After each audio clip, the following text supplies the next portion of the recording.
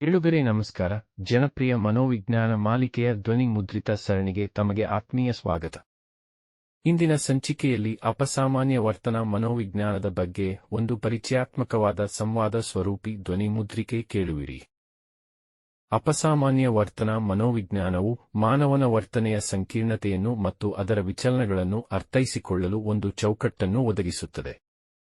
ವಿಭಿನ್ನ ನಡವಳಿಕೆ, ನಿಷ್ಕ್ರಿಯತೆ, ಸಂಕಟ ಮತ್ತು ಅಪಾಯದಂತಹ ಪರಿಕಲ್ಪನೆಗಳು ಈ ವರ್ತನೆಗಳನ್ನು ಗುರುತಿಸಲು ಸಹಾಯ ಮಾಡುತ್ತವೆ. ಬನ್ನಿ, ಇನ್ನೇಕೆ ತಡ?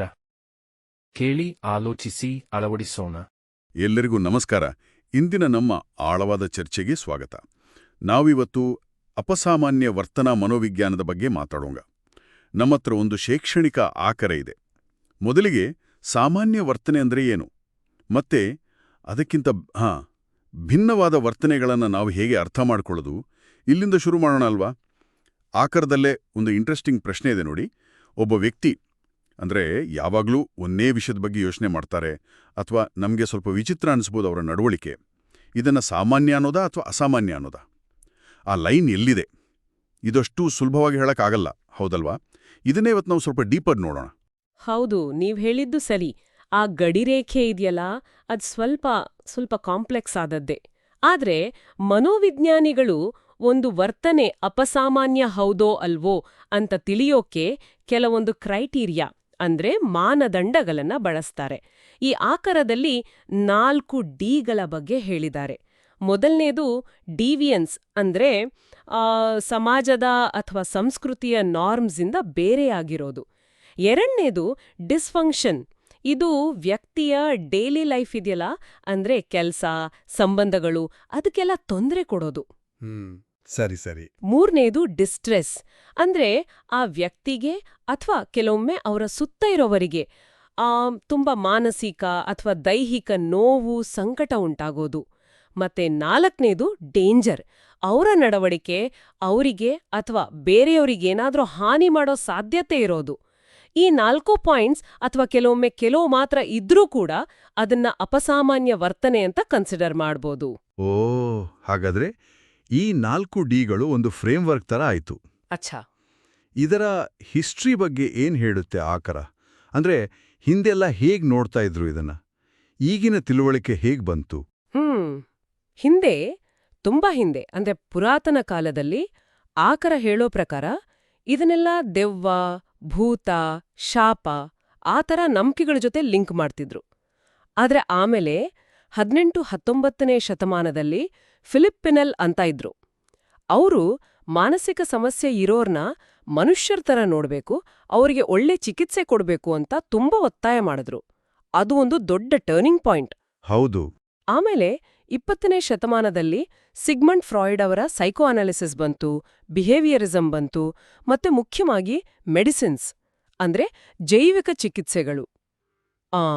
ಮತ್ತೆ ರೋಗಗಳನ್ನ ಕ್ಲಾಸಿಫೈ ಮಾಡೋಕೆ ಅಂದ್ರೆ ವ್ಯವಸ್ಥಿತವಾಗಿ ಗುರುತಿಸೋಕೆ DSM ಮತ್ತೆ ICD ಅಂತ ಮ್ಯಾನ್ಯುಯಲ್ಸ್ ಬಂತು. DSM ಅಂದ್ರೆ ICD ಅಂದ್ರೆ ಸ್ವಲ್ಪ ಹೇಳ್ತೀರಾ? Statistical manual of mental disorders. ಇದು ಮುಖ್ಯವಾಗಿ ಮಾನಸಿಕ ಸಮಸ್ಯೆಗಳ ಲಕ್ಷಣಗಳು, ಕ್ರೈಟೀರಿಯಾ ಬಗ್ಗೆ ಡೀಟೇಲ್ ಆಗಿ ಹೇಳುತ್ತೆ. ICD, international classification of diseases, ಇದು ಗ್ಲೋಬಲ್ ಆಗಿ ಎಲ್ಲಾ ಥರದ ಆರೋಗ್ಯ ಸಮಸ್ಯೆಗಳನ್ನ ಫಿಸಿಕಲ್ ಮತ್ತೆ ಮೆಂಟಲ್ ಎರಡನ್ನೂ ಕ್ಲಾಸಿಫೈ ಮಾಡುತ್ತೆ. ಓಕೆ, ಅರ್ಥ ಆಯ್ತು. ಹಾಗಾದ್ರೆ ಈ ವರ್ತನೆಗಳಿಗೆ ಕಾರಣ ಏನು? ಬರೀ ಮನಸ್ಸಿಂದ ಅಥವಾ ಬೇರೆ ಫ್ಯಾಕ್ಟರ್ಸ್ ಕೂಡ ಇರುತ್ತಾ? ಇಲ್ಲ, ಇದು ಕೇವಲ ಮನಸ್ಸಿಗೆ ಸಂಬಂಧಿಸಿದ್ದು ಅಂತ ಹೇಳಕ್ಕಾಗಲ್ಲ. ಆಕ್ಚುಲಿ ಇದು ತುಂಬಾ ಕಾಂಪ್ಲೆಕ್ಸ್. ಆಕಾರದಲ್ಲಿ ಬಯೋಸೈಕೋಸೋಷಿಯಲ್ ಮಾಡೆಲ್ ಬಗ್ಗೆ ಹೇಳಿದ್ದಾರೆ. ಅಂದ್ರೆ 3 ಮುಖ್ಯ ಅಂಶಗಳು ಸೇರಿರುತ್ತೆ. ಒಂದು, ಜೈವಿಕ ಕಾರಣಗಳು, ಜೆನೆಟಿಕ್ಸ್ ಇರ್ಬೋದು, ಬ್ರೈನ್ ಸ್ಟ್ರಕ್ಚರ್ ಅಥವಾ ನ್ಯೂರೋ ಟ್ರಾನ್ಸ್ಮಿಟರ್ಸ್ ಅಂತೀವಲ್ಲ, ಆ ಕೆಮಿಕಲ್ಸ್ ಅಲ್ಲಿ ವ್ಯತ್ಯಾಸಗಳಿರ್ಬೋದು. 2, ಮಾನಸಿಕ ಕಾರಣಗಳು, ನಮ್ಮ ಆಲೋಚನೆ ಮಾಡೋ ರೀತಿ, ನಾವು ಸ್ಟ್ರೆಸ್ ಹೇಗೆ ಹ್ಯಾಂಡಲ್ ಮಾಡ್ತೀವಿ, ಚಿಕ್ಕ ವಯಸ್ಸಿನ ಅನುಭವಗಳು, ಇದೆಲ್ಲ. 3, ಸಾಮಾಜಿಕ ಕಾರಣಗಳು, ಫ್ಯಾಮಿಲಿ ಹೇಗಿದೆ, ಸೋಷಲ್ ಸಪೋರ್ಟ್ ಇದೆಯಾ, ಬಡತನ, ಕಲ್ಚರಲ್ ಬಿಲೀಫ್ಸ್, ಹೀಗೆ. ಇದನ್ನ ನೀವು ಒಂದು ಗಿಡ ಬೆಳೆಯೋ ಹಾಗೆ ಯೋಚನೆ ಮಾಡಬಹುದು. ಬೀಜ, ಅದು ಬಯಾಲಜಿ, ಅದಕ್ಕೆ ಬೇಕಾದ ಮಣ್ಣು, ನೀರು, ಅದು ಸೈಕಾಲಜಿ, ಮತ್ತೆ ಸುತ್ತಲಿನ ಪರಿಸರ, ಬೆಳಕು, ಗಾಳಿ, ಅದು ಸೋಷಲ್. ಎಲ್ಲ ಸೇರಿದ್ರೇನೆ ಗಿಡ ಆರೋಗ್ಯವಾಗಿ ಬೆಳೆಯೋದು. ವಾಹ್, ಅದು ತುಂಬ ಚೆನ್ನಾಗಿರೋ ಹೋಲಿಕೆ, ಅರ್ಥಾಯ್ತು.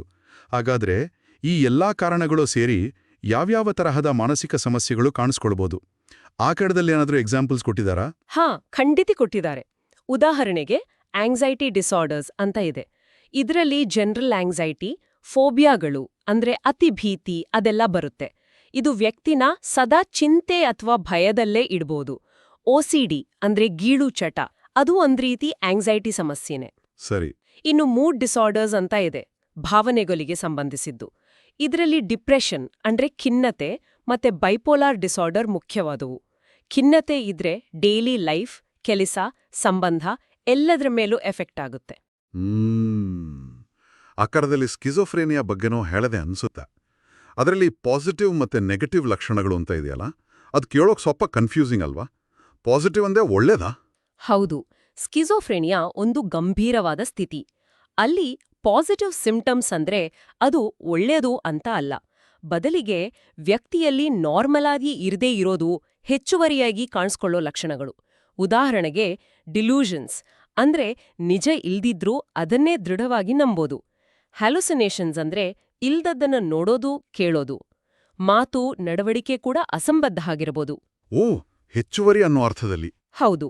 ಇನ್ನು ನೆಗೆಟಿವ್ ಸಿಂಪ್ಟಮ್ಸ್ ಅಂದ್ರೆ ವ್ಯಕ್ತಿಯಲ್ಲಿ ಇರಬೇಕಾದ ಸಾಮಾನ್ಯ ಸಾಮರ್ಥ್ಯಗಳು ಕಡಿಮೆ ಆಗೋದು ಅಥವಾ ಇಲ್ದೇ ಇರೋದು. ಅಂದ್ರೆ ಏನು ಮಾಡೋಕೆ ಉತ್ಸಾಹ ಇಲ್ದಿರೋದು. ಎವೋಲ್ಯೂಷನ್, ಖುಷಿ ಪಡೋಕೆ ಆಗ್ದಿರೋದು. ಎನ್ಹಿಡೋನಿಯಾ, ಮಾತು ಕಡಿಮೆ ಆಗೋದು, ಮುಖದಲ್ಲಿ ಯಾವುದೇ ಭಾವನೆ ಕಾಣಿಸ್ತಿರೋದು. ಫ್ಲಾಟ್ ಅಫೆಕ್ಟ್, ಸೋಷಲ್ ಆಗಿ ದೂರ ಇರೋದು. ಇವೆಲ್ಲ 4 ಡಿಗಳ ತರ ಮಾನದಂಡ ಇದ್ರೂ ಅದರ ಹಿಂದಿನ ಕಾರಣಗಳು ಬಯಾಲಜಿ, ಸೈಕಾಲಜಿ, ಸೋಷಿಯಲ್ ಫ್ಯಾಕ್ಟರ್ಸ್ ಎಲ್ಲ ಸೇರಿ ತುಂಬಾ ಕಾಂಪ್ಲೆಕ್ಸ್ ಆಗಿದೆ. DSM, ICD ತರಹದ ಕ್ಲಾಸಿಫಿಕೇಶನ್ ಸಿಸ್ಟಮ್ಸ್ ಇದನ್ನ ಅರ್ಥ ಮಾಡ್ಕೊಳ್ಳೋಕೆ, ಚಿಕಿತ್ಸೆ ಕೊಡೋಕೆ ಹೆಲ್ಪ್ ಮಾಡುತ್ತೆ.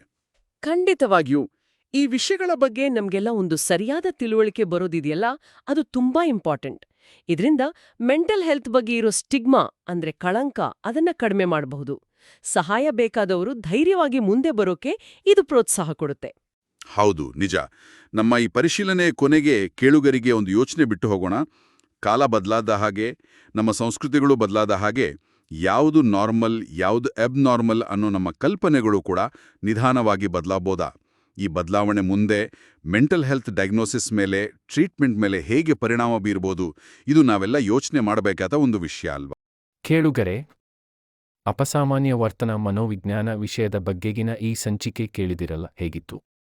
ಈ ಸಂಚಿಕೆಗಾಗಿ ಸೈಲೇರ್ ಅಕಾಡೆಮಿಯ ಮುಕ್ತ ಗ್ರಂಥಗಳನ್ನು ಹಾಗೂ ನೋಬ ಮುಕ್ತ ಆಕರಗಳನ್ನು ಪರಾಮರ್ಶನೆಗೆ ಬಳಸಲಾಗಿದೆ. ಅದಕ್ಕಾಗಿ ಈ ಆಕರಗಳ ಕರ್ತೃಗಳಿಗೆ ಕೃತಜ್ಞತೆಗಳು. ತಮ್ಮ ಅನಿಸಿಕೆ ಅಭಿಪ್ರಾಯಗಳನ್ನು ಕಾಮೆಂಟ್ ಮಾಡಿ ತಿಳಿಸಿ ಎಂದು ವಿನಮ್ರ ಕೋರಿಕೆ. ಧನ್ಯವಾದಗಳು.